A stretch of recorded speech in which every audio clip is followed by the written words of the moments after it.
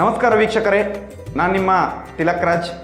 ಇವತ್ತಿನ ಸಂಚಿಕೆಯಲ್ಲಿ ನಾನು ಕೃಷ್ಣ ಜನ್ಮಾಷ್ಟಮಿ ವಿಶೇಷತೆ, ಯಾವ ಮಂತ್ರವನ್ನು ಕೃಷ್ಣ ಜನ್ಮಾಷ್ಟಮಿಯಂದು ನೀವು ಪಠಿಸಿದರೆ ನಿಮಗೆ ಹಣದ ಅಭಿವೃದ್ಧಿ ಮತ್ತು ನಿಮ್ಮ ಇಷ್ಟಾರ್ಥಗಳು ಸಿದ್ಧಿಯಾಗುತ್ತೆ.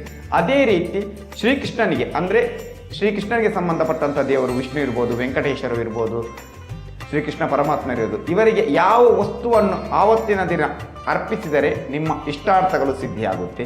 ಸೊ ಇವತ್ತಿನ ವಿಡಿಯೋ ಪೂರ್ತಿಯಾಗಿ ನೋಡಿ. ನಮಗೆ ವರ್ಷದಲ್ಲಿ ಕೆಲವೊಂದು ದಿನಗಳು ತುಂಬ ವಿಶೇಷತೆ ಆಗುತ್ತೆ.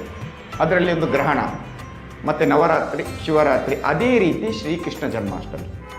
ಆವತ್ತಿನ ದಿನ ಮಾಡಿದಂತಹ ತಂತ್ರಗಳು, ಮಂತ್ರಗಳು ತುಂಬಾ ವರ್ಕ್ ಆಗುತ್ತೆ. ನಮ್ಮ ಇಷ್ಟಾರ್ಥಗಳನ್ನು ಸಿದ್ಧಿ ಮಾಡಿ ಕೊಡಬೇಕಿದ್ರೆ, ನೀವು ಸಿದ್ಧಿ ಮಾಡಬೇಕಿದ್ರೆ ಆವತ್ತಿನ ದಿನವನ್ನು ಚಾಯ್ಸ್ ಮಾಡಬೇಕು. ಅಂತರದಲ್ಲಿ ವಿಶೇಷವಾಗಿ 26ನೇ ತಾರೀಕು ಕೃಷ್ಣ ಜನ್ಮಾಷ್ಟಮಿ ಬಂದಿದೆ. ಸೊ ಕೃಷ್ಣನ ಆಶೀರ್ವಾದ ನಮಗೆಲ್ಲ ಇದ್ದೇ ಇರುತ್ತೆ. ಆವತ್ತಿಂದ ವಿಶೇಷವಾಗಿ ಮಂತ್ರವನ್ನು ಪಠಿಸಿದರೆ ನಮಗೆ ಏನಾದರೂ ನಮ್ಮ ಕೆಲಸ ಕಾರ್ಯಗಳಲ್ಲಿ ಅಡೆತಡೆ ಇದ್ದರೆ ನಮಗೆ ಅಲ್ಲಿ ಒಂದು ಪರಿಹಾರ ಅಂತ ಸಿಗುತ್ತೆ. ಸೊ ನಂಬಿಕೆಯಿಂದ ಮಾಡಿ ವೀಕ್ಷಕರೇ, ನಿಮಗೆ ಖಂಡಿತವಾಗ್ಲೂ ಫಲ ಸಿಗುತ್ತೆ. ಹಾಗಾದರೆ ಯಾವುದದು ಆ ಮಂತ್ರ? ಯಾವುದು ಶ್ರೀಕೃಷ್ಣನ ವಿಶೇಷವಾದ ಮಂತ್ರ ಯಾವುದು ನೋಡಿ. ಸ್ಕ್ರೀನ್ ಮೇಲೆ ಕೂಡ ಆ ಮಂತ್ರ ಬರುತ್ತೆ. ಓಂ ಶ್ರೀ ಕೃಷ್ಣಂ ಶರಣಂ ಮಮ. ಓಂ ಶ್ರೀ ಕೃಷ್ಣಂ ಶರಣಂ ಮಮ. ಈ ಮಂತ್ರವನ್ನು ದಿನಪೂರ್ತಿ ಪಠಿಸಿ. ಮೊದಲು ಸಂಕಲ್ಪ ಮಾಡಿ, ಆವತ್ತಿನ ದಿನ ಬೆಳಿಗ್ಗೆ ದೇವರತ್ರ ನಿಮ್ಮ ಸ್ಥಾನಾದಿಗಳನ್ನು ಮುಗಿಸಿ ಪೂಜಾದಿಗಳನ್ನು ಮಾಡ್ತಕ್ಕಂಥ ಸಮಯದಲ್ಲಿ ಶ್ರೀಕೃಷ್ಣ ದೇವರತ್ರ ಪ್ರಾರ್ಥನೆ ಮಾಡಿ ನಿಮ್ಮ ಇಷ್ಟಾರ್ಥವನ್ನು ಒಂದ್ಸಲ ಸಂಕಲ್ಪ ಮಾಡಿ. ಅದು ನಿಮ್ಮ ಇಷ್ಟಾರ್ಥ ಇರ್ಬೋದು, ಮನೆ ಕಟ್ಟುವಂಥದ್ದು ಇರ್ಬೋದು, ಮದುವೆ ವಿಚಾರ ಇರ್ಬೋದು, ಜಾಬ್ ವಿಚಾರ ಇರ್ಬೋದು, ಹೊರದೇಶದ ವಿಚಾರ ಇರ್ಬೋದು, ಯಾವುದೇ ವಿಚಾರ ಇದ್ದರೂ ಸಂಕಲ್ಪ ಮಾಡಿ ಇದು ಆಗಬೇಕು ಅಂತ.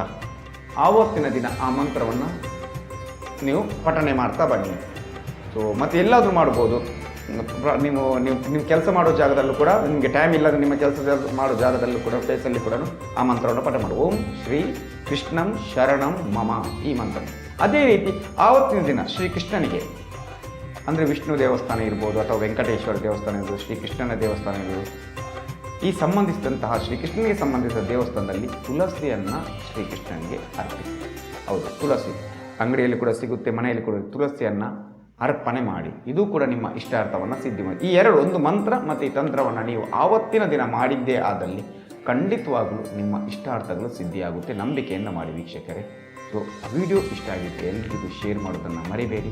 ಎಲ್ಲರಿಗೂ ಶುಭವಾಗಲಿ. ಶ್ರೀಕೃಷ್ಣನ ಆಶೀರ್ವಾದ ನಿಮ್ಮೆಲ್ಲರ ಮೇಲೆ ಇರಲಿ ಅಂತ ಹೇಳ್ತಾ ಇವತ್ತಿನ ಸಂಚಿಕೆಯನ್ನು ಮುಗಿಸ್ತೇನೆ. ನಮಸ್ಕಾರ.